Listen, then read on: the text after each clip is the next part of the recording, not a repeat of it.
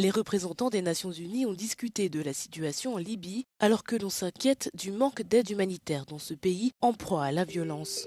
La chef de la mission d'appui de l'ONU en Libye a exposé des preuves émergentes indiquant de graves violations des droits de l'homme. J'ai le plaisir de vous informer que le 20 juin, le Comité international de suivi du processus de Berlin sur la Libye, le CFIL, s'est réuni sous les auspices de la République fédérale d'Allemagne et de l'UNSMIL, se réunissant à nouveau pour la première fois après une interruption de 4 ans. Cette réunion a marqué un tournant important dans la redynamisation de la coordination internationale sur la Libye et dans la consolidation du soutien international aux efforts des Nations Unies pour faire avancer un processus politique.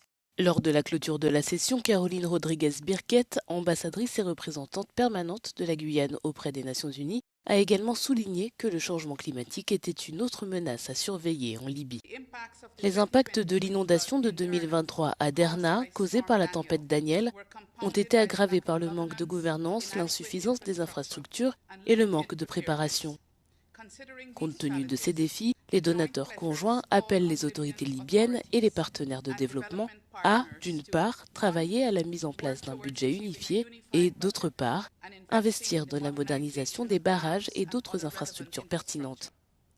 Les modèles climatiques suggèrent que la région méditerranéenne se réchauffe 20% plus vite que la moyenne mondiale.